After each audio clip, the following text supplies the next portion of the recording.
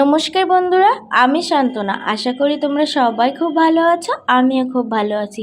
তো দেখো, আজকে আমি তোমাদের আমার ফুল গাছগুলো দেখাই। কত সুন্দর লাগছে ফুল গাছগুলো। আর এই গাছটাই দেখো, কাগজ ফুল বলে। এটা সাদা আর পিঙ্ক কালার দুটোই একসঙ্গে ফুটেছে, খুব সুন্দর লাগছে। আমার অ্যাকচুয়ালি ফুল ভীষণ ভালো লাগে। আসলে এমন কেউ নেই যে যাদের ফুল ভালো লাগে না, তাই না? সবারই, প্রত্যেকেরই কিন্তু ফুল ভালো লাগে। আর পরিবেশটা কত সুন্দর দেখো, মানে প্রকৃতির থেকে সৌন্দর্য আর কিছুই হতে পারে না। প্রকৃতির মতো সুন্দর কিছুই হতে পারে না। তাই আমি বলবো সবার মন যেন প্রকৃতির মতনই সুন্দর হয়ে উঠুক।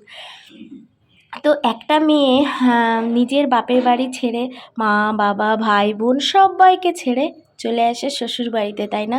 কারণ একটা প্রিয় মানুষের সাথে, প্রিয় আরও যারা ফ্যামিলিতে থাকে সেই মানুষগুলোর সাথে সুখে সংসার করবে বলে, তাই না?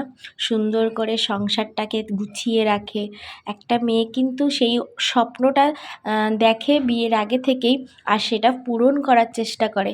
কিন্তু অনেকের সেটা কিন্তু হয়ে ওঠে না। কিন্তু প্রতিটা মেয়ের কিন্তু এরকমই ইচ্ছা যে তার নিজের পরিবারটা খুব সুন্দরভাবে সে নিজের মতো করে গুছিয়ে রাখবে, একটা সুন্দর সংসার তৈরি করবে। কিন্তু পরিস্থিতির কারণে সেই স্বপ্নটা সে পূরণ করতে পারে না। একটা সুন্দর সংসার সে গড়ে রাখতে পারে না।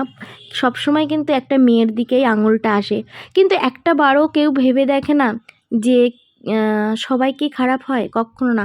একটা মানুষকে দেখে কিন্তু কখনোই হাজারটা মানুষের বিচার করা সেটা কোনো ঠিক ডিসিশন নয় কিন্তু, ঠিক আছে? একটু ভেবে দেখবেন, আমি অনেকের কথাই বলছি। আর মানে এটাই বলি যে মেয়েদেরকে একটুখানি বোঝার চেষ্টা করবেন প্লিজ। কারণ একটা মেয়ে কিন্তু তার মা বাবা ভাই বোন সবাইকে ছেড়ে আপনাদের পরিবারে এসেছে নিজে সংসার গড়ে তোলার জন্য। কতটা কষ্ট হয় জানেন? আপনারা তো নিজেদের বাড়িতেই থাকেন।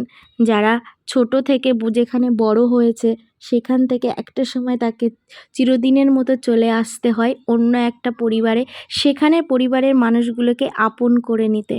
তাই বলবো, একটা মেয়ে কিন্তু একটা সংসারে আসে সংসারটাকে সুন্দর করে গুছিয়ে পরিবারের মানুষগুলোকে নিয়ে সুন্দরভাবে সুখে সংসার করতে। তো তাকে সেই সুযোগটা দেওয়া উচিত। কারণ সেই প্রথম থেকেই ভুল ধরলে কিন্তু হবে না। তাকে মানিয়ে নিয়ে গুছিয়ে নিয়ে সবাইকে সব পারে, তবেই দেখবে সবাই ভালোর দিকটাই যাবে, কখনো খারাপ হবে না, তাই না? সবাইকে নিজের করে ভেবে নিতে হবে। প্রথমেই যদি দোষ ধরা হয়, কখনোই সে ভালো হতে পারে না। তো অনেক কিছু বললাম, কেউ কিছু মাইন্ডে নেবে না।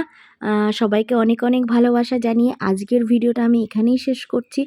সবাই ভালো থাকবেন, সুস্থ থাকবেন। আবার দেখা হবে নতুন আর একটা ব্লগ ভিডিও নিয়ে চলে আসবো আমি। আজকের ভিডিওটা কেমন লাগলো একটু কমেন্ট করে জানিও কিন্তু প্লিজ। চলো টাটা।